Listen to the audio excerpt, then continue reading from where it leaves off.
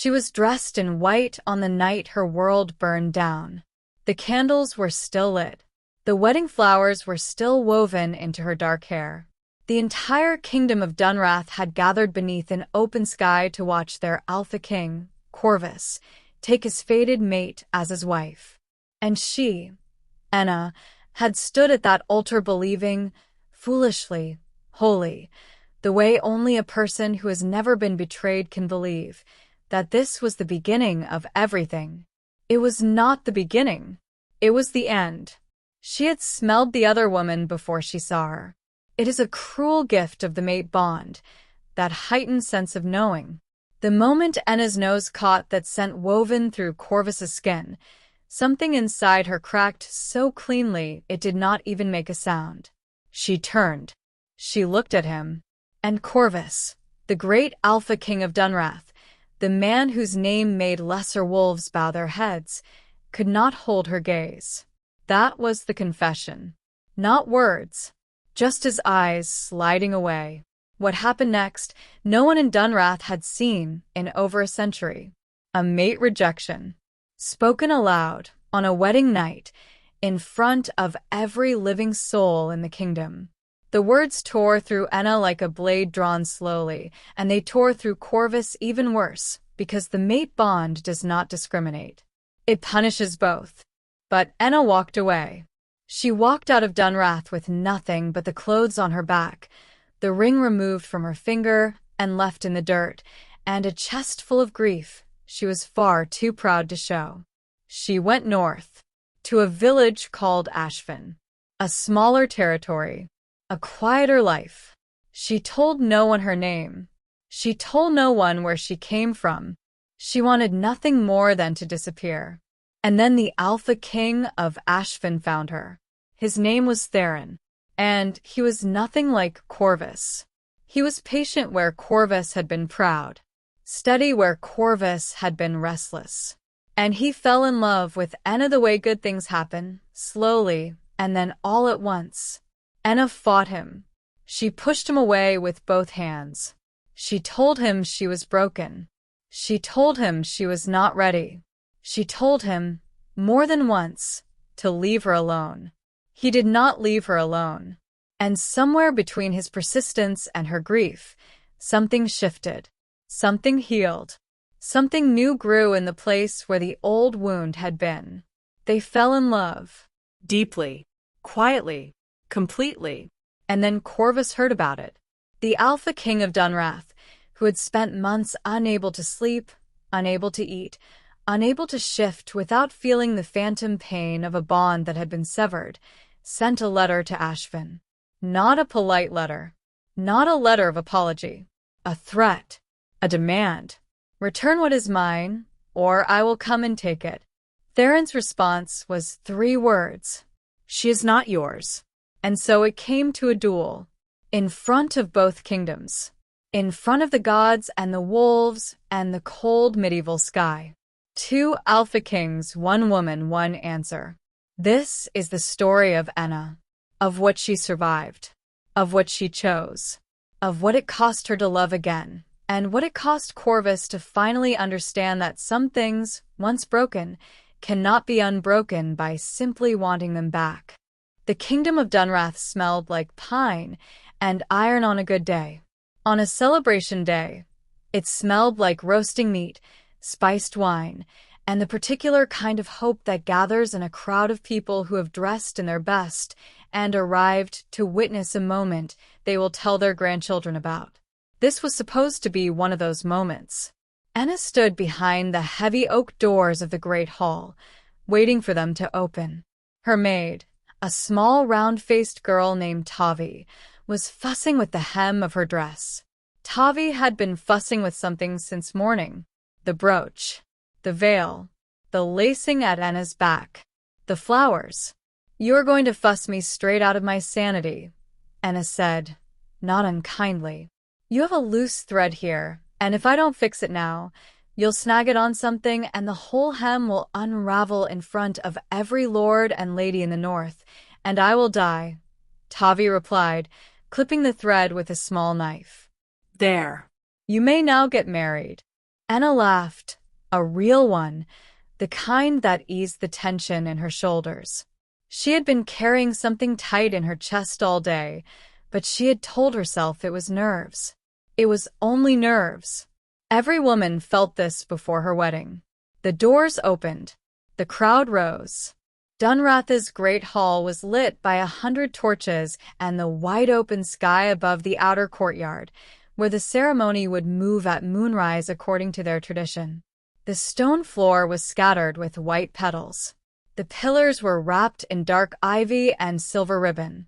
It was, Anna thought, exactly as she had imagined it. She walked.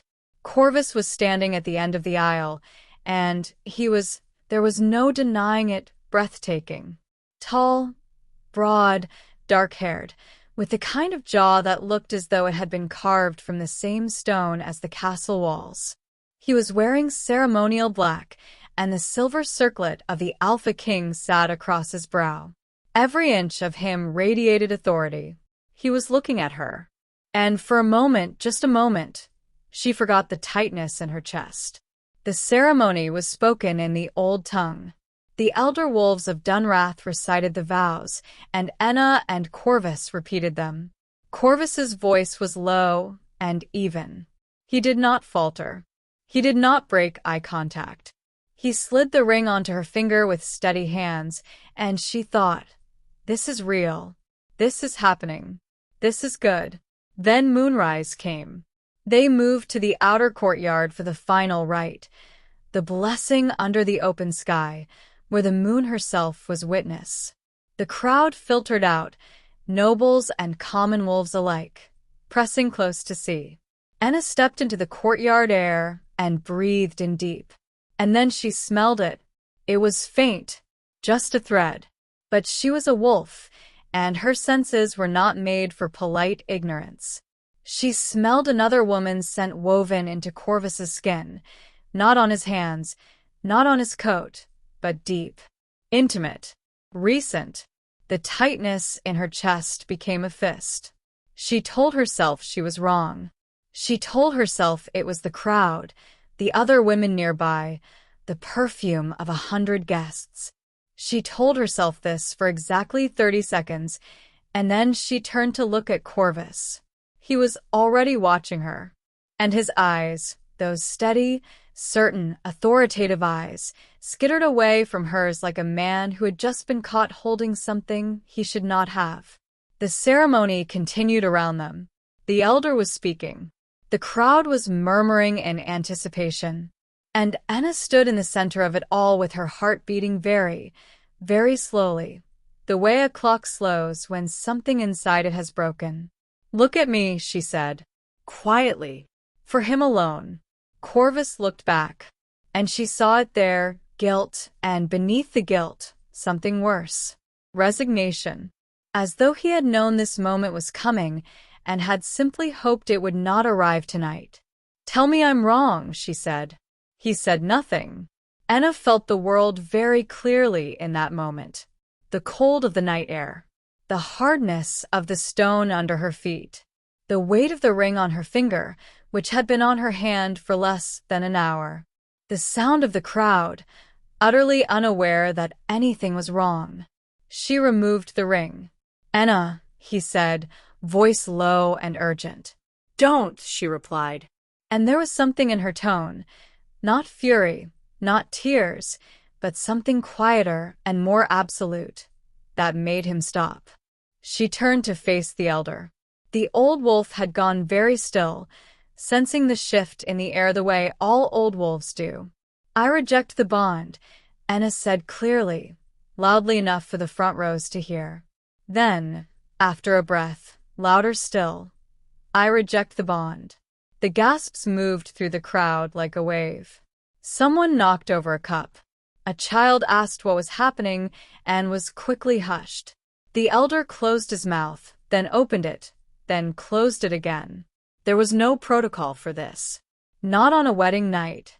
Corvus made a sound, low, broken, like something tearing inside him, because the rejection of a mate bond is not a symbolic gesture.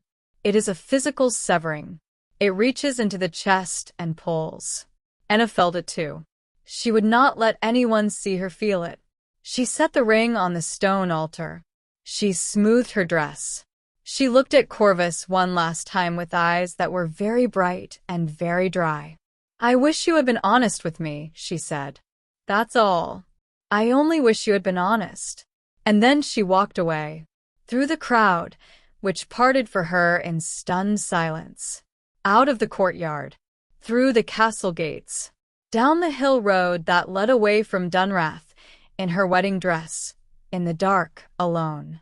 Tavi found her at the bottom of the hill, breathless from running, a traveling cloak bundled under one arm. "I don't know what happened," Tavi said, slightly winded, "but you are not walking to wherever you're going without a cloak. It is October." Anna looked at her for a moment. Then she pulled the cloak around her shoulders. "Come with me or go back," she said. Tavi squared her small shoulders. "I just chased you down a hill in formal shoes. I'm obviously coming with you." They walked north together. Before we continue, I'd like you to let me know in the comment section where you are currently watching this story from. Also, do not forget to like and hit the subscribe button for more interesting werewolf romance stories. Chapter 2. They walked through the night. Anna did not speak for most of it. Tavi, who was wiser than she looked, did not force her to. She simply walked beside her mistress, pulling the cloak tighter when the wind picked up, and occasionally made practical observations about the road. "We're heading north," Tavi noted, "somewhere around the second hour." "Yes," said Anna. "Any particular reason north?" "It's away." Tavi considered this. Fair enough. By dawn they had reached the edge of Dunrath's territory, a natural boundary marked by a wide river and a crumbling stone bridge that local legends said had been built before the first Alpha Kings. Anna stood at the middle of the bridge and looked back south. The castle of Dunrath was a dark shape on the hill, still lit from last night's celebration. Someone up there was probably very confused. Several someones. She turned and walked across the bridge. The days that followed were not romantic. They were cold and wet, and their feet blistered. They slept in wayfarers' inns when they could afford it, and in haystacks when they could not. Tavi turned out to be an unexpectedly capable negotiator. She traded Anna's wedding earrings for 2 warm blankets and a week's worth of bread and dried meat, and seemed quietly pleased with herself about it. "Those were very good earrings," Anna observed. "These are very good blankets," Tavi replied. Anna could not argue with that. During the day, she walked and kept moving. During the nights, alone in the dark with Tavi's soft snoring beside her, the grief came. It came the way she had always known grief would come for her, not loud, not dramatic, but deep and persistent, like water finding its way through stone. She had loved Corvus. She had not imagined that, had not inflated it, had not been naive about it. She had loved him with both eyes open, and he had, while she was doing that, been somewhere else, with someone else. The mate bond did not care about reasons. It had connected them the moment they met, and now it had been severed, and the phantom of it ached in her chest every morning when she woke up. It was like missing a limb she'd only just discovered she had. She did not go back. There were moments, particularly in the second week, in a stretch of particularly miserable rain, when going back felt like the only sane option. Corvus would be devastated. The rejection would be working on him just as hard as it was working on her, and unlike Anna, he would not have had the dignity of being the one who walked away. She knew him well enough to know that would be eating him alive. Good, she thought. And then felt guilty for thinking it. And then thought it again. On the 18th day, they crossed into the territory of Ashvin. It announced itself quietly, the way all good places do. The trees became older and wilder. The road became a path. The air smelled different, darker, earthier, with traces of wood smoke and river water, and the particular kind of animal awareness that told a wolf she was in someone else's territory. Anna felt the change under her skin and slowed instinctively. Is this someone's land? Tavi asked, looking around with wide eyes. Every inch of the north is someone's land, Anna said. The question is whose and how they feel about strangers. They found out within the hour. A patrol of 3 wolves met them on the path, young, attentive, in rough territorial colors of gray and brown. They were polite but direct, the way wolves are when they've been trained well. Who are you? Where do you come from? What is your business in Ashfin? We are travelers, Anna said. She gave her name as simply Anna. No family name. No title. No mention of Dunrath. We are looking for a place to stay.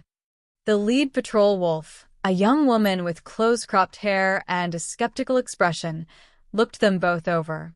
2 women on foot in a forest. One of them still, if you looked closely, had a ghost of wedding braiding in her hair. You're not from around here, the patrol wolf said. No, Anna agreed. Are you running from something? Anna met her eyes steadily. I am going towards something. I just haven't found it yet. A pause. Then the patrol wolf nodded, the small nod of someone who has decided, against perhaps their better judgment, to extend trust. I'll take you to the village, she said. Chapter 3.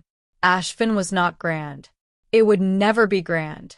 It was a collection of low stone buildings gathered around a central square, with a river cutting through the eastern edge, and a mill wheel that turned slowly, even in winter. There was a tavern, a healer's hall, a market square that smelled permanently of dried herbs and horse, and a pack house at the north end of the village that was large enough to double as a meeting hall on festival nights. After the stone towers of Dunrath, it felt very small. Anna liked it immediately. Tavi negotiated a room at the tavern in exchange for help in the kitchen, which turned out to be an excellent arrangement.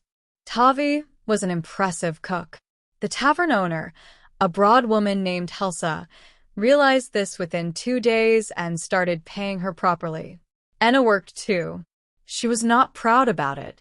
She had grown up with enough to understand the value of what she had always taken for granted, and she was not going to sit in this village being waited on. She worked at the mill for the first week, then helped the healer, a lean older man named Oswin, with his herbs and his patients, because she had some knowledge of plants and was quick with her hands. Oswin was suspicious of her at first. He was suspicious of most people. You have training, he said on the 3rd day, watching her prepare a poultice with more skill than he expected. A little, she said. Where did you learn? From someone who knew a great deal more than I do. Oswin made a non-committal sound. You're not going to tell me anything about yourself, are you? I'm telling you about the poultice, Anna replied pleasantly. He made the sound again, but she caught the corner of his mouth moving. She was careful in those early weeks not to draw attention. She was polite to everyone and close to no one. She answered questions with other questions and volunteered nothing. The wolves of Ashfin were curious. A strange woman arriving on foot with only a maid and a traveling cloak was inherently interesting, but they were also respectful, in the way of people who have spent generations on a northern frontier and know that everyone has a reason for being where they are. No one asked her why she had left somewhere. They asked only where she was going. She said she hadn't decided yet. She slept better here. Not well, not fully, but better. The chest ache was still there, the phantom ache of the severed bond, but it was quieter here, in this small village that smelled like river water and wood smoke and had no memories attached to it. She did not know, in those first weeks, that the Alpha King of Ashfin had already heard about her. Chapter 4. Theron of Ashfin was the kind of man people described by saying what he was not. He was not loud. He was not reckless. He was not the sort of Alpha King who wore his power like a performance, furs and gold, and a voice calibrated for maximum impression. He was tall, lean in the way of men who work rather than those who are merely built, with brown skin and dark eyes that seemed to be doing quiet calculations at all times. He wore the same leather work coat on most days, and his warriors sometimes complained that it was impossible to tell, when he walked through the village, whether they were looking at the Alpha King or the miller's assistant. Theron considered this a compliment. He had heard about the newcomer from his patrol captain, a woman named Nesta, who said the stranger was walking into the territory on foot with a small maid, would not give a family name, and had eyes like someone who had recently survived something difficult. "Threat?" he had asked. "No," Nesta said with confidence. "Something else." He had let her stay, as was his right to either grant or deny, and then put it out of his mind. There were always travelers in Ashfin. The village was positioned at a crossroads of northern paths, and it had a reputation for not asking too many questions, which made it popular with people who did not want questions asked. He saw her first at the market. He almost did not register her as anything remarkable. She was standing at Oswin's herb stall helping the old healer sort and bundle dried lavender, and she was wearing a plain brown dress and talking to a child who had apparently decided she was interesting and attached himself to her elbow. She was explaining to the child, with great patience and some visible amusement, that no, you could not make someone sneeze forever by putting this particular herb in their pillow, and yes, someone had already tried it, and the someone in question had been himself, at about the child's age, and it had not gone the way he thought it would. The child found this hilarious. Theron found himself slowing down. He watched her for a moment, the ease of her with the child, the way she held herself, upright and composed but not rigid, the particular quality of her stillness that told him, in the way that alphas know things about other wolves, that she was holding something carefully inside herself. Something large. He moved on. He had a meeting to attend, but he thought about her on the walk back. He introduced himself the following week, in the most ordinary way. He stopped at Oswin's hall to check on an injured patrol wolf, and Enna was there, and Oswin introduced them with the minimal interest of a man who has already decided everyone else's business is not his business. "This is Enna. She helps me." "She's competent, which is rarer than it should be," Oswin said. "High praise," Theron observed. "It is," Oswin confirmed and returned to his patient. Enna looked at Theron with a frank, measuring gaze of someone who is assessing a situation and not at all embarrassed about doing it openly. "You're the Alpha King," she said. "Most of the time," he said. She almost smiled. "Almost. Thank you for allowing me to stay in Ashfin," she said. It was polite, formal, and designed to conclude the conversation. "You're welcome," he said, and did not push. He did not ask where she came from, or why she had arrived on foot, or what she was carrying behind those careful eyes. He said good morning to Oswin, checked on his patrol wolf, and left. Enna looked at the door after he had gone. "He seems normal," she said, as though this were unexpected. "He is abnormally normal," Oswin agreed, without looking up. "It is his most alarming quality." Chapter 5. Theron did not pursue her. Not in the way Enna had braced herself for. She had grown up near power, and she knew what pursuit from powerful men tended to look like. The summons, the gifts, the expectation of gratitude, the subtle shift in a village's atmosphere when the Alpha King had decided he was interested in someone. She had seen women navigating it. She had spent most of her adult life in a court and knew exactly how the game was played. Theron did not play that game. He simply appeared, occasionally, in the places she was. The market. The river path she took in the evenings. The pack hall during the weekly gathering which all wolves in Ashfin were welcome to attend. He was never making an approach. He was simply there, living his life in the same general vicinity as her life, in a way that might have been coincidence if Enna hadn't been paying attention. She was always paying attention. At the third weekly gathering, he sat near her at the long table, and they ended up in a conversation about river fishing, of all things, which somehow became a conversation about the difference between patience and stubbornness, and she said something that made him laugh, a real laugh, surprised out of him, and she caught herself enjoying it and immediately became suspicious of herself. She went home earlier than usual. You left before the food came out, Tavi said, when she arrived back at the tavern. I wasn't hungry, said Anna. Tavi looked at her with the expression of someone who has known someone long enough to know exactly what is and isn't true. You are hungry, Tavi said. I can hear your stomach from here. Good night, Tavi. He's quite handsome, from what Helsa tells me. Good night, Tavi. She lay in the dark and listened to her own heartbeat and reminded herself, firmly, that she had been in Ashvin for 6 weeks and had only just stopped waking up every morning to the phantom ache of a severed bond, and that whatever Theron of Ashvin was doing, she was not ready for it. She was not even close to ready, and she was not going to be foolish again. She had believed in someone before. She had trusted the bone-deep certainty of the mate bond before. And the mate bond, the sacred, undeniable, supposedly infallible mate bond, had led her to a wedding night she would spend the rest of her life trying to forget. No, she thought. Not yet. Not now. Perhaps not ever. She fell asleep with her jaw set.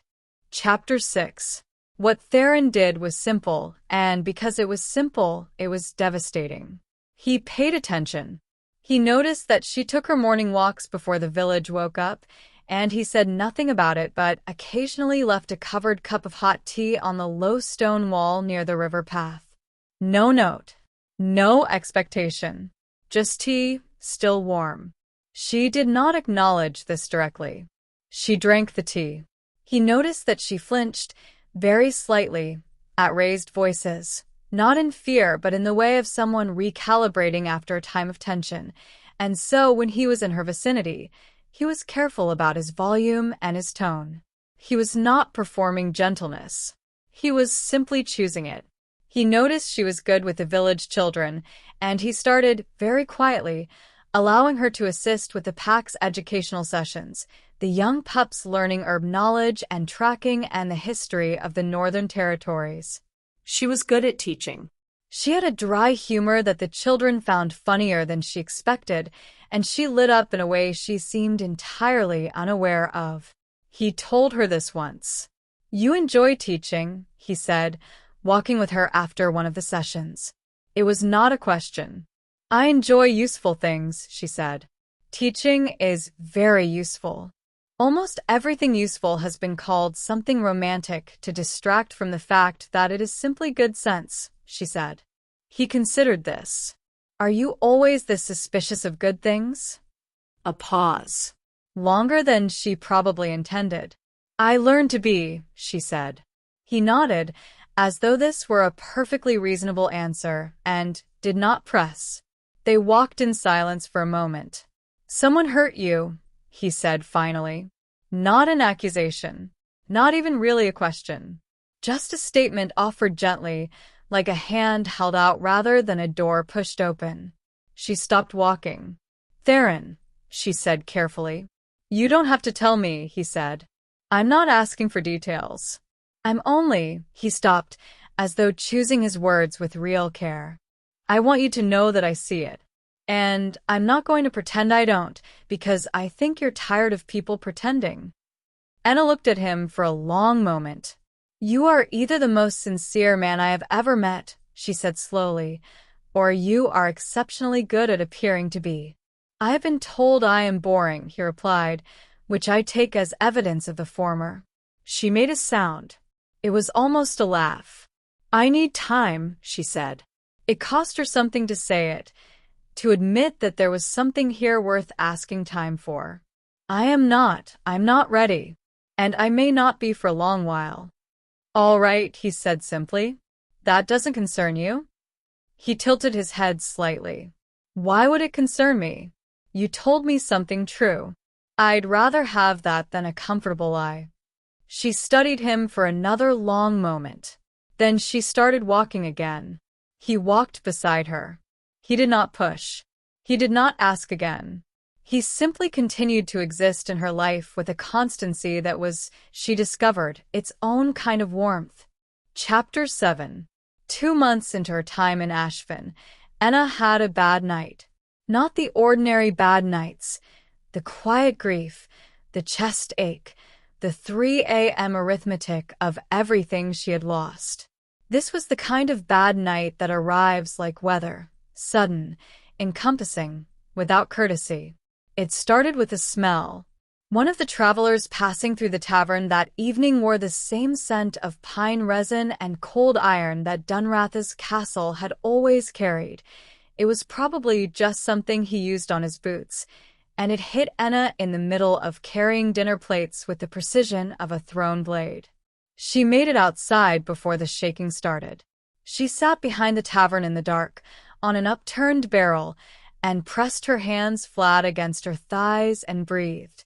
In through the nose, out through the mouth, the old technique she had been taught as a girl for the moments when wolf instinct outpaced human composure. It worked, eventually.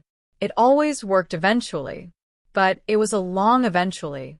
She did not hear Theron arrive. He was very quiet when he wanted to be. She only became aware of him when he crouched down in front of her, not towering over her, not sitting beside her to press into her space, just crouching, making himself level with her eyes. "Go away," she said, without real heat. "I'm just going to stay here for a minute," he said quietly. "I won't talk if you don't want me to." She did not have the energy to argue. He stayed. He didn't talk. He was simply there, warm and steady and asking nothing of her. And somewhere in the middle of the next 5 minutes, Enna felt the tension in her chest begin, very slowly, to release. "I was married," she said. Or almost married. She hadn't technically. 2 months ago. I was at the altar. We were. The ceremony was nearly finished. She stopped. Theron waited. He was unfaithful. I didn't know until that moment. And she paused again. And when she continued, her voice was very even. Very controlled. "I rejected the bond and I left, and I came here, and most of the time I am fine. But tonight I'm not fine." A silence. "That's an enormous thing to carry for 2 months," he said, while working at a healer's hall and teaching children and pretending to be perfectly all right. She let out a breath that was almost a laugh, but wasn't quite. "I rejected the mate bond," she said. "Do you understand what that means? It means I chose to feel this. I did it to myself, and I would do it again, but I am..." She pressed her lips together. "I am so tired of hurting." "I know," he said. "You don't know," she said. "You can't know." "No," he agreed. "Not specifically. But I know what it looks like to be a person holding something too heavy for too long and refusing to put it down, because putting it down feels like giving up. I've seen it. I've been it." He paused. "You don't have to stop hurting. You just don't have to carry it alone." Enna looked at him. In the dark behind the tavern, with her hands still pressed flat against her thighs and the smell of pine resin fading from the air, she looked at Theron of Ashvin and felt something shift. Not healing, not resolution, just a tiny, cautious opening, a crack in the wall. "I still don't know if I'm ready," she said. "I know," he said. "I'm not going anywhere." She nodded very slowly. Then she stood up, smoothed her dress, and went back inside. He stayed outside for a moment, in the dark, and let himself breathe. Chapter 8. Winter passed. This is worth noting because winter in the Northern Territories is not a small thing. It is long and gray and relentless, and it is the kind of season that strips everything down to what is essential and asks quietly, "What do you actually need?" What Enna discovered she needed was simpler than she expected. She needed work. She needed Tavi's company. She needed morning walks and the river sound and Oswin's gruff commentary on the state of the world. She needed Theron's quiet, consistent presence, and it took her a long time to admit this to herself, but once she did, she stopped fighting it. In the 4th month, she reached for his hand first. It happened in the most unromantic possible circumstances. They were helping to repair the roof of the pack hall after a heavy snowfall had damaged a section, and Enna was at the top of a ladder that was less stable than it should have been, and the thing shifted suddenly, and she grabbed the nearest solid thing, which was Theron's arm. He steadied the ladder. She steadied her breathing. Their faces were about 3 inches apart. "You should probably get down from there," he said. "I was doing very well up there before the ladder betrayed me," she replied. "I know. I was watching." She got down from the ladder. She did not immediately let go of his arm. He noticed. He said nothing about it. But he turned his arm slightly, and his hand found hers, and they stood there for a moment in the cold with the pack hall half repaired above them, and the rest of the work crew very carefully not looking at them. Tavi, from across the square, was doing a very small, very suppressed celebration. Oswin, who was watching from the doorway of his hall, made his noncommittal sound and went back inside. Spring arrived in the 5th month of Enna's time in Ashvin, and with it came a change in the village that was subtle but unmistakable, the kind of change that happens when the people in a place begin to understand that something good is happening between two of their own. The morning tea cups on the river wall continued. They were joined, eventually, by 2 cups. Then by Theron himself, who had apparently decided that sitting by the river in the early morning before the village woke up was also something he enjoyed. "You've colonized my morning walk," Anna told him. "I've always walked here in the mornings," he said, entirely too innocently. "You colonized mine. That is an outright lie." "It is a very well-constructed counter-narrative," he said. She laughed.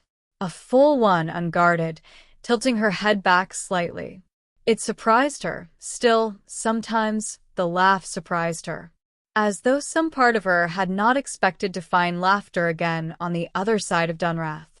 Theron watched her laugh, and something in his face was very soft.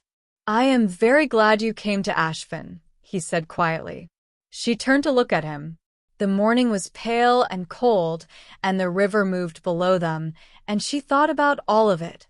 The road she had walked, the ring she had left in the dirt, the wedding dress she had burned in the fireplace of the tavern room on her second night in Ashvin because she could not look at it anymore. She thought about the crack in the wall. "So am I," she said.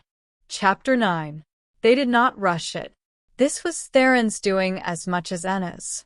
He seemed to understand instinctively, or perhaps from plain sense, that what she needed was not a replacement for what she had lost, but something built differently, from different materials, with room to move. They went riding together.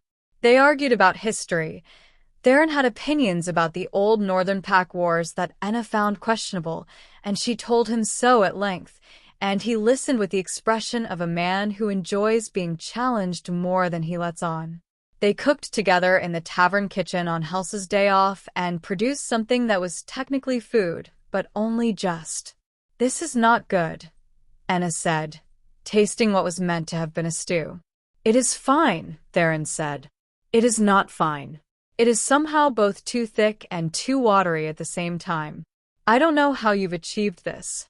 It's almost impressive." "It has nutritional value," he said, with great dignity. "I am going to go get Tavi," Enna said. "The stew is fine." "I'm going to get Tavi," she repeated, and she was already laughing as she left the kitchen. He looked at the stew. Then he went to get Tavi too. The kiss, when it happened, was unhurried. It was evening, late autumn now, and they were on the stone bridge by the river, the one she had arrived over, all those months ago, in the dark and the cold in her wedding dress. She had not been back to it until this evening, and she had looked at it for a long time before Theron asked, quietly, if it meant something to her. "I crossed it going away from a life," she said. "It seemed right to come back to it." "And what are you going toward now?" he asked. She looked at him. "I don't know exactly," she said, "but I think it's here." He leaned forward slowly, telegraphing every inch of it, and she met him halfway. The kiss was gentle and unhurried, and tasted like wood smoke and autumn air and the particular sweetness of a thing that has been waited for. When they broke apart, she rested her forehead against his jaw for a moment, her eyes closed. He did not say anything. He simply put his arm around her, and they stood on the bridge while the river ran beneath them, and Anna let herself, for the first time in many months, feel something without immediately cataloging how it might hurt her. It did not hurt. It felt like something beginning. Chapter 10. The months that followed were the kind that make a person believe, against all their previous evidence, that good things are possible. Anna did not move into the Alpha's house. That was not something she was ready for, and Theron did not suggest it. But they were together in the way that matters, not in titles or formal announcements, but in the small continuous ways of two people who have chosen each other. Morning walks that were always 2 cups now. Evenings at the Pack Hall where their shoulders touched at the table. Work that sometimes overlapped because they had begun to plan together. She started healing. Not all the way. Not neatly. Healing is rarely neat. The phantom ache of the severed bond was fainter now, present some mornings the way old injuries ache in cold weather, but no longer the first thing she felt when she woke up. The first thing she felt when she woke up was, more often than not, a specific quiet gladness that she was here in Ashfin and that the day would have Theron in it. She told Tavi this once, in a moment of unusual candor. Tavi burst into happy tears, then immediately insisted she had something in both eyes. You have something in both eyes every time you're pleased about something, Anna said. It's a coincidence, Tavi said, wiping her face with her apron. The village of Ashfin had, collectively and without any formal discussion, adopted Anna as one of its own. Oswin gave her an official role at the Healer's Hall, with an actual wage and her own section of the herb garden. The children she taught carved her a small wooden wolf and left it on Oswin's doorstep, anonymous, but everyone knew who had done it. Nesta, the patrol captain who had first brought her into the village, had moved from professional courtesy to something approaching genuine friendship, and they went running together on patrol routes, sometimes in wolf form, which was the Northern Territory equivalent of an unbreakable bond of trust. Anna was not in Dunrath. She was not in the life she had been promised. But she was, against all her careful predictions, happy. And then Theron asked her to marry him. He did it on the river bridge. He seemed to return to places that had meaning, which was something she had come to understand about him. No ceremony. No audience.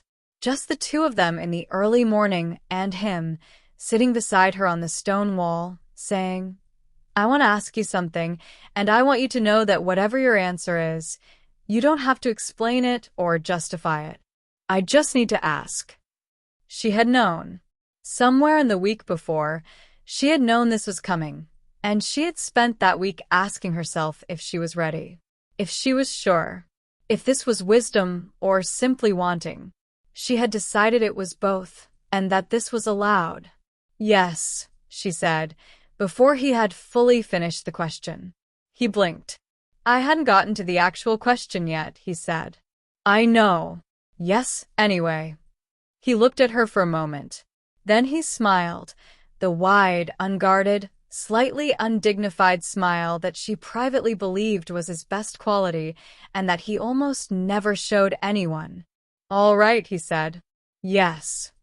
She took his face in her hands and kissed him in the morning light, on the bridge above the river, with the whole village still asleep around them.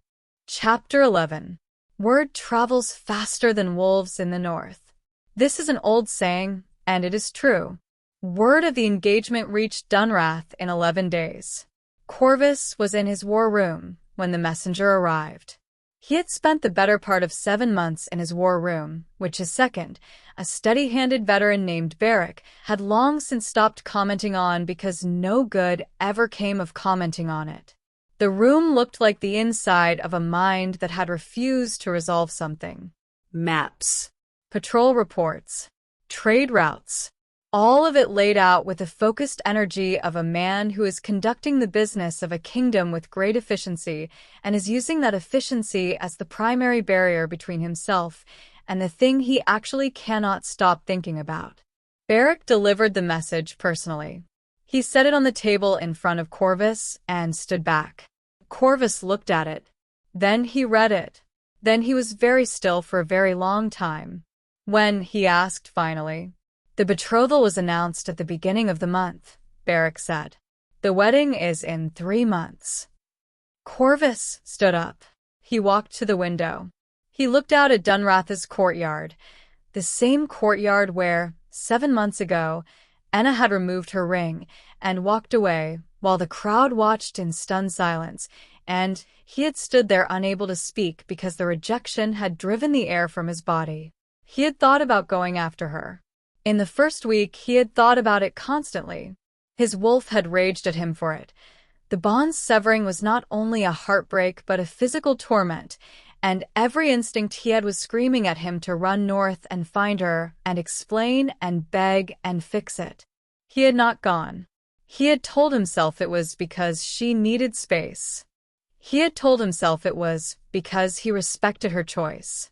The truth was that he was afraid of what she would say if he came, that she would look at him with those clear, precise eyes and he would understand, all over again, exactly how completely he had failed her. So he had stayed, and he had run Dunrath, and he had told himself that the pain would ease. It had not eased. It had calcified, hardened into something that sat behind his sternum and made his wolf pace the edges of his skin at night, restless and inconsolable. And now Theron of Ashfin was going to marry her. "Leave me," he said to Beric. "Corvus." "Leave me," he said again, quietly, with absolute finality. Beric left. Corvus sat back down in his chair and looked at the map of the Northern Territories until the candle beside it burned low, until his wolf was very still, until something in him settled from grief into something colder and more purposeful. He had made a mistake. He understood that. He had made it knowing it was a mistake, in the way that people sometimes do when they are afraid of something good and choose something careless instead. He had not deserved her trust, and he had lost it, and he had spent 7 months sitting with that. But she was his mate. Whatever she had said on that courtyard, the bond was still there, frayed, damaged, hurting both of them, but still there. He could feel it, even now, the distant thread of it like a scar. She was north of him. She was with someone else. She was going to stand at another altar. He picked up a quill. He wrote a letter to Theron of Ashfin. It was not a long letter. Corvus had never been a man who believed that length made a point stronger. It said, "She is my fated mate." The bond was not dissolved, only refused. "Bring her south, or I will come north and do it myself." Chapter 12. Theron read the letter at his desk, with Beric's counterpart, his own second-in-command, a compact and extremely organized woman named Roya, standing across from him, pretending to look at her own reports and very visibly listening. He read it twice. Then he set it down.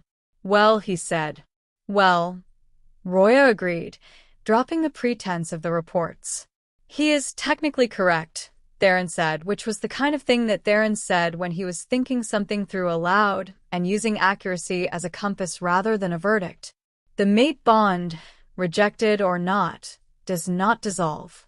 It only becomes a very complicated situation," Roya finished. "Yes." He was quiet for a moment. "What are you going to do?" Roya asked. Theron looked at the letter again. Corvus of Dunrath. He knew the name. He knew the reputation. A powerful alpha king, a strong pack, a kingdom that had been consolidated over a generation of careful, decisive governance. Not a man to underestimate. Not a man who sent idle threats. He also knew that Enna had walked away from this man on her wedding night, alone, on foot, in the dark, and had spent months putting herself back together piece by piece in the quiet of a northern village. He knew what the bond rejection had cost her. He knew what it still cost her on the bad nights. "I'm going to talk to Anna," he said. Roya blinked. "Before you respond to the letter?" "She is the subject of the letter," he said simply. "It would be strange not to." He found Anna at the river. She was crouched by the bank, watching the water, the way she sometimes did when she was thinking something through. She looked up when she heard him approach, and her face changed, that small, particular softening it did when she looked at him, which she was aware of and couldn't quite stop and had long since stopped trying to hide. Then she looked at his face, and her own went still. "Tell me," she said. He sat beside her and told her. He showed her the letter. He watched her read it, and he watched her face remain composed with the enormous, quiet effort of someone who has spent a year becoming very good at composing their face. She handed the letter back. "He was always going to do something like this," she said. Not with bitterness. Almost with a kind of tired recognition. "I know," Theron said. "I am not going back," she said. "I know that too." She turned to look at him directly. "What are you going to do?" "I'm going to write back," he said. "And I'm going to tell him that you are not his. That whatever the state of the bond, you made your choice when you walked away, and you have made it again by choosing to be here. That is the answer he gets." Anna looked at him for a long moment. "He won't accept that," she said. "No," he agreed. "But it will be true." He wrote the response that evening. 3 words, as promised, because sometimes brevity is its own kind of authority. "She is not yours." He sent it north and waited. Chapter 13. Corvus read Theron's response and put it in the fire. Then he called Beric. "Prepare the court," he said. "I am going to Ashfin." Beric closed the door behind him and stood in front of it with the expression of a man deciding how much of the truth he was going to attempt to deliver today. "Corvus," he said. "Don't." "I have to," Beric said, with the practiced calm of a man who has said difficult things to powerful people for 20 years and has the various scars to show for it. "I have to because no one else in this castle is going to, and so it falls to me." "Beric." "She left," Beric said, cutting through it cleanly. "She made a choice. She made it very publicly, very clearly on your wedding night, and she has made it again by building a life somewhere else and agreeing to marry another man. You can feel that the bond is still there. I understand that. But a bond that has been rejected is not a debt being owed to you. It is a wound. And you are proposing to march north with your war court to tear open someone else's life because your wound has not healed." Silence. "Are you finished?" Corvus said. "I might never be finished," Beric replied, "but I've said the part that matters." Corvus stood up. "Prepare the court." Beric stood aside. The ride north took 4 days. Corvus rode with 30 of his best wolves. Not enough to constitute a full military force, but enough to make the point. He told himself, across 4 days of frozen road, that he was not coming to threaten or take. He was coming to talk. He was coming to ask for the chance to explain, to apologize properly, to ask her to consider. The logic became less convincing the further north he rode. He arrived at the edge of Ashfin's territory on the morning of the 5th day. He did not cross the boundary without announcement. He sent a rider ahead with a formal request for meeting. The response came from Theron himself in person, which Corvus had not expected. Theron of Ashfin met him at the boundary line with Nesta and 2 other wolves and no armor, which was either confidence or provocation, and Corvus could not quite determine which. "Corvus of Dunrath," Theron said. A greeting, not a challenge. "Yet." "Theron of Ashfin." Corvus looked at him for a moment. He had formed, in his mind, some image of this man, and now he was face to face with the reality of him, which was a calm, attentive, unremarkable-looking person who stood with the ease of someone who knows exactly where he is. "You came a long way," Theron said. "I came for Anna." "I know. She knows." Theron paused. "She asked to speak with you." Corvus went very still. "She did?" "Yes." "It was her idea, not mine. I'd have told you to turn around." A pause. "Come." Chapter 14. They met in the open square in the center of Ashvin village. Anna had chosen the location deliberately. Not the Alpha's house, not the pack hall, not the privacy of a room. The square. In front of the entire village, if the village chose to watch, and the village, being the village, very much chose to watch from a respectful distance of about 30 feet, pretending to go about their ordinary business with extraordinary interest. She stood in the middle of the square when Corvus walked in. She was wearing plain working clothes, brown and gray, nothing ceremonial, and her hair was loose. She looked like what she was, a woman who had made a life here, who had built herself out of ruins in this place, and who was now standing very straight and very quiet in the place she had built. Corvus stopped a few feet from her. He looked at her with the desperate, contained intensity of a man who has rehearsed this moment many times in his head and is now discovering that no rehearsal was adequate. "Anna," he said. She had expected this moment to feel like more. She had expected the sight of him to bring back the full weight of everything: the wedding, the courtyard, the ring in the dirt. And it did bring some of it back, in the way that seeing a scar brings back a memory of the wound, but it did not pull at her the way she feared it might. She looked at Corvus and saw a man she had once loved and who had failed her, and she felt the distance between them as clearly as a physical thing. "I asked to speak with you," she said, "because I thought there were things that needed to be said that I didn't say that night. Because I left quickly and I left clean, and I think that was right. But I am going to marry Theron, and I want you to hear from me directly why you need to go home." Corvus opened his mouth. She continued, "I do not say this with hatred. I have spent time with this, and I don't hate you. What you did was a betrayal, and it hurt me in a way I will carry for the rest of my life. But I understand that people make terrible choices and that they do not always make them with cruelty. You were not cruel. You were cowardly. And there is a difference." She paused. "But Corvus, I walked away. And the choice to walk away was the most important thing I have ever done for myself.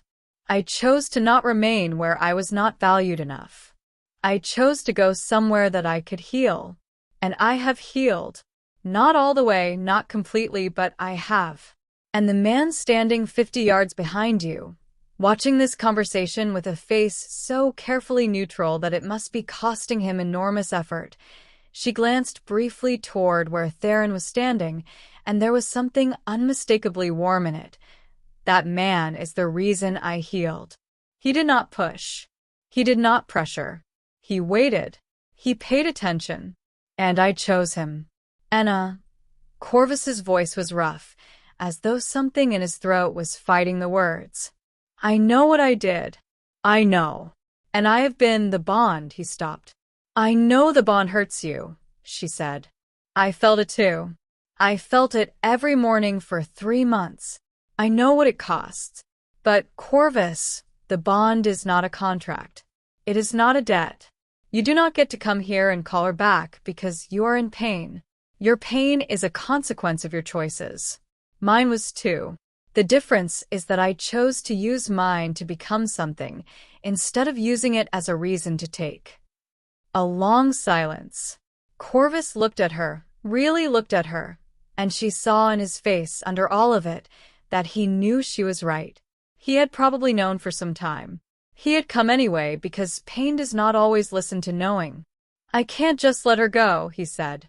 "You already did," she said, gently but precisely. "On that night, you let me go when you chose someone else. Everything that has happened since has been me becoming someone new. Please don't make me fight for that." Something in him, She could see it happen broke. Not violently. Quietly, the way things break when they have been under pressure too long, and finally give. He looked at her for a moment longer. Then he nodded, once short, the nod of a man accepting something he cannot change. Then he turned to where Theron was standing, and he said, "I want a duel." Chapter 15. The square went very quiet. Then it went very loud. "A duel," Theron repeated. He had not moved from his position. His arms were crossed, and his face was doing the specific thing it did when he was managing a reaction: neutral surface, active interior. "Before both kingdoms," Corvus said. His voice had changed. The broken quality was gone, replaced with something harder and more formal. "The Alpha King of Dunrath, calling for the old custom. Wolf form or otherwise. Your choice. The winner takes the question." "The question is not yours to take," Theron said. "I know." A pause. "But I cannot go home without trying." She knows that. Whatever she said, his jaw worked. She knows that. Anna had turned to look at him. Her expression was not angry. It was tired and very, very clear. "If I accept this," she said, "if this happens, you understand that I am not a prize. I am a person, and my choice was made before this square was assembled. Whatever happens in a duel does not change that." "I know," Corvus said. He looked at her. "I know. But I am asking Theron of Ashvin to meet me, because I am not able to surrender without standing. I am asking him to let me have that." Everyone in the square looked at Theron. Theron uncrossed his arms. He was quiet for a moment, in the way he always was when he was genuinely thinking rather than performing thought. "In 3 days," he said. "In the common field east of the village. Both courts present. Witnessed by the elders of both territories." He looked at Corvus levelly. "And when it is finished, whatever the result, you accept the ending and you go home." "Yes," Corvus said. "Swear it," Theron said. "Old oath, old tongue." Corvus's jaw tightened. Then he said the words, "The old binding oath that wolves do not speak lightly, that cannot be unsaid," and the air between them seemed to hold it. Theron nodded. 3 days. He turned and walked back toward the pack hall. As he passed Enna, he touched her hand briefly. Not possessively, not dramatically. Just a touch. Steady. There. She watched him go. Then she turned back to the square, where Corvus was still standing, and said, "I hope you find peace, Corvus. I genuinely do." And she walked away in the same direction she always walked, toward the river, toward the life she had made, toward the morning. Chapter 16. The night before the duel, Ashvin was not quiet. Dunrath's wolves had been settled on the eastern edge of the territory, far enough for courtesy, close enough for the tension to be felt across the whole village. Fires burned on both sides. You could hear them across the fields, the low, careful sounds of warriors settled in for a night before a fight, neither celebrating nor mourning, just being with themselves and the dark. Theron was at the pack hall. Enna found him there late, past midnight, when Tavi had long since given up on telling her to sleep and had gone to bed herself. He was sitting alone at the long table, with a single candle and a cup of something he had not been drinking. He looked up when she entered. "You should sleep," he said. "You should talk to me," she replied, and sat across from him. A pause. "Tell me what you're thinking," she said. "Not the version you perform for the court. The actual one." He looked at the candle for a moment. Then, "I'm thinking about him." She waited. "I understand why he's here," Theron said. "That is the honest thing. I understand it. He loves you, in the broken, wounded, badly expressed way of a man who did not understand what he had until he had lost it.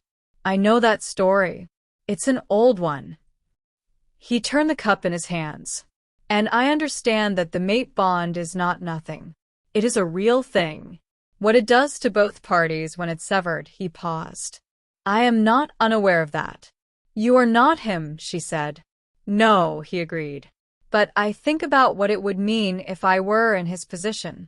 If I were the one who had made the mistake. If I were the one sitting in a different castle for 7 months, wondering. He set the cup down. I would have come too. God help me. I would have come too. Anna was quiet for a moment. This is why I love you, she said. He looked at her. You're allowed to understand him and still fight him, she said. Those are not opposite things. You're allowed to have sympathy for a man and still not yield to what he's asking for. Because what he's asking for is not his to have. I know, he said. Do you know you're going to win? She asked. He considered it for a moment. I think I'll fight very hard, he said. She reached across the table and took his hand. That is the right answer, she said.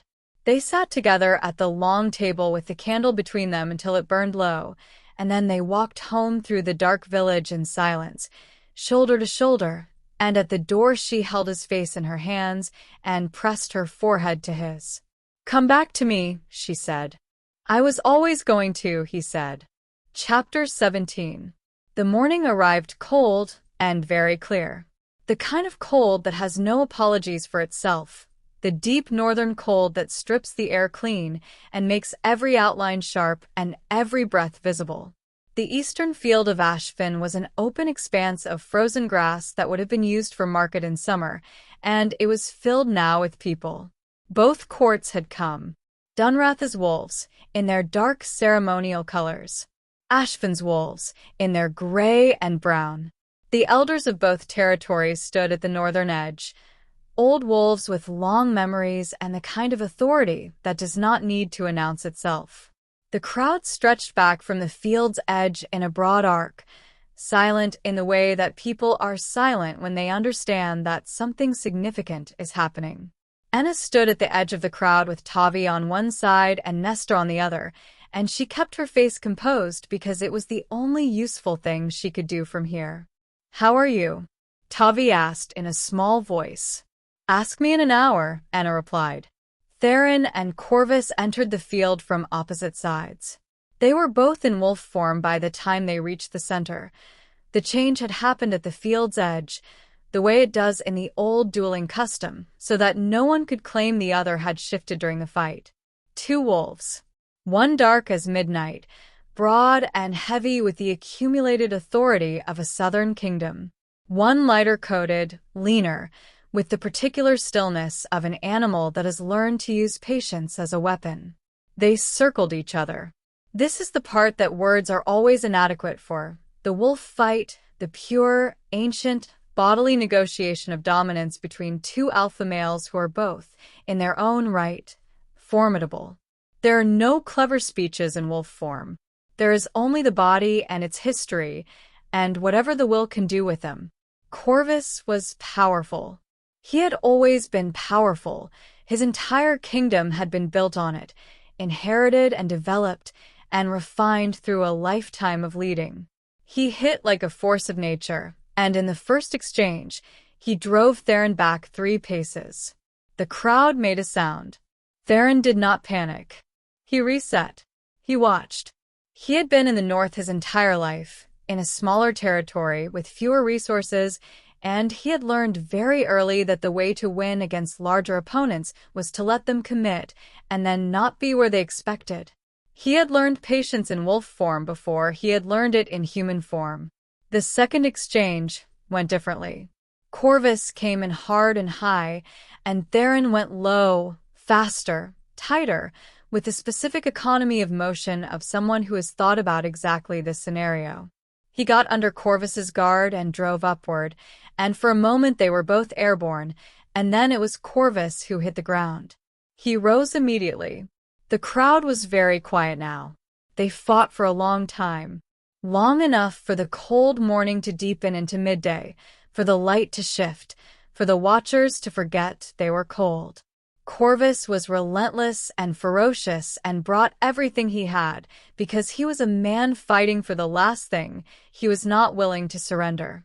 And Theron met him at every point, not matching him blow for blow, but reading him, understanding him, staying just slightly ahead of where the attack was going. It ended when Corvus overextended on a final, all-in charge. It was the desperation of it, the sheer, throwing everything willingness of a man who knows he is running out of time, and Theron had seen it coming 3 moves back. He moved aside, and Corvus hit the frozen ground hard, and before he could rise, Theron was over him, teeth at his throat, the ancient position, the undeniable submission hold. Corvus went still. The field was absolutely silent. Then the elder on the northern edge spoke the old word, the single word of closure, the word that has meant finished since before any of them could remember, and the sound of it moved through the crowd like breath being released. Theron stepped back. Corvus rose slowly from the ground, and when the shift came, it came hard, the return to human form after a fight that was not gentle.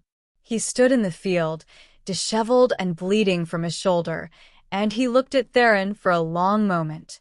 Theron had shifted back as well. He was breathing hard, a cut along his cheekbone that Enna was going to have something to say about. But he was standing. "You are a very difficult man to fight," Corvus said after a moment. "You are also," Theron replied. A pause. "She chose well," Corvus said.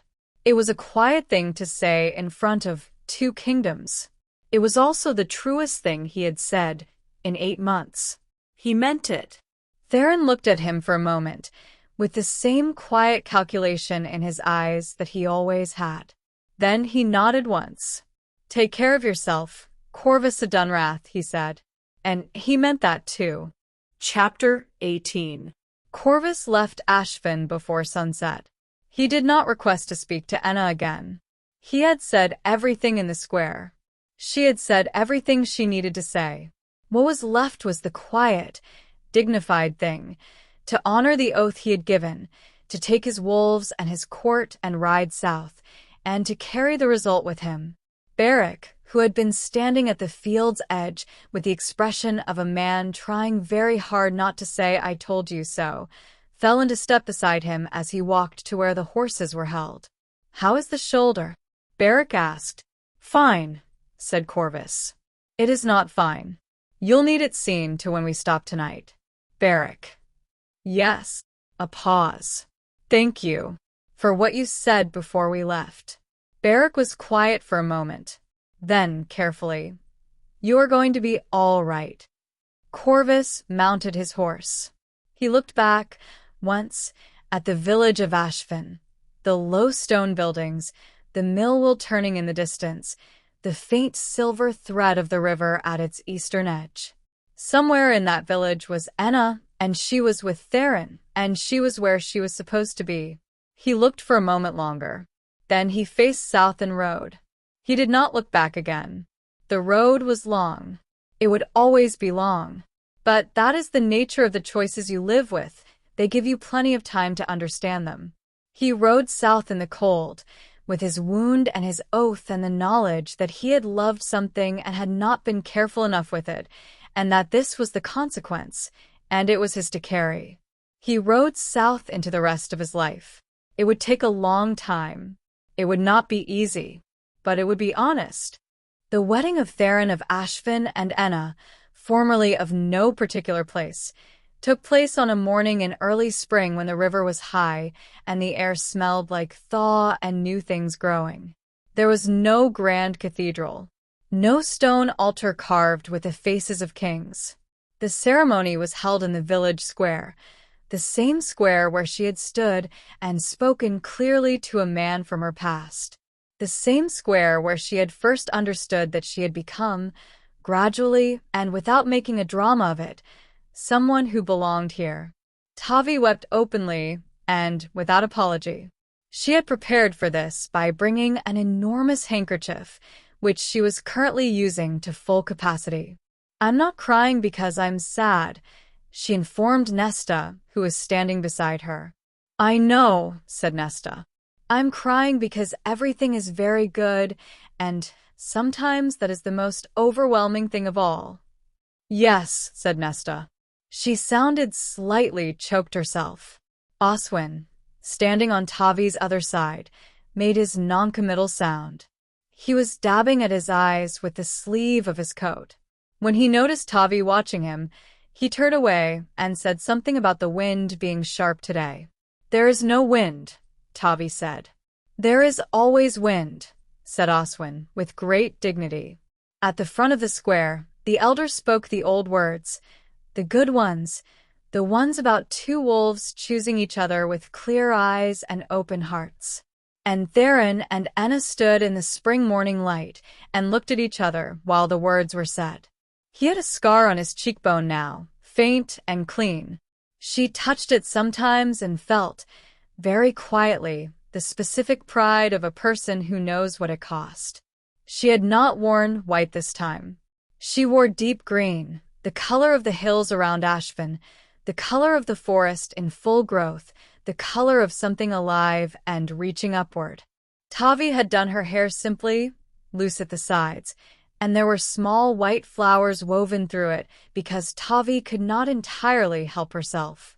The elder asked if she took this man, in the full knowing of what had come before and what would come after, in the wolf's way and the human's way, in this territory that she had chosen and that had chosen her. She looked at Theron. She thought about the road. She thought about the bridge at midnight in October. She thought about teacups on a stone wall and a bad stew and a terrible ladder and a night behind a tavern in the dark when a man had crouched to be level with her eyes and simply stayed. She thought about the duel, him walking onto that field, walking into a fight he might have lost, for the simple reason that she had said yes, and he was not going to be the kind of man who did not stand for what he had promised. She thought about who she had been when she walked into Ashfin and who she was now, standing in this square, in green, with flowers in her hair, on a spring morning that was exactly as good as mornings could be. "Yes," she said, and she put the ring on her finger herself this time. Theron smiled, the wide, undignified, uncontrollable smile that she had come to consider one of the great privileges of her life, and she smiled back, and somewhere behind them, Tavi made a sound that could not be classified as anything other than a sob of pure happiness. The elder said the final words, and the crowd said them back, and somewhere a drum began, and the spring morning opened up around them. Enna looked at her husband. "You are very satisfied with yourself," she told him. "I am extremely satisfied," he confirmed. "You've been this satisfied since I said yes on the bridge." "I was satisfied before that. I was satisfied from approximately the moment you told me my stew was not good." She laughed. And he pulled her in, there in the square, in front of both their worlds, and kissed her properly, and the crowd was very loud about it. Somewhere south, a man rode through the cold toward the rest of his life. Somewhere north, a woman stood in the spring sun and chose, with everything she had, to be here. The river ran. The mill wheel turned. The village of Ashfin gathered in its square and celebrated. And Enna, who had once walked across a stone bridge in the dark with nothing but a borrowed cloak and a chest full of grief, pressed her face into her husband's shoulder and let herself be held. The moon rose that evening, full and white over Ashfin, over the Northern Territories, over all of it. It did not judge. It did not remember. It simply shone.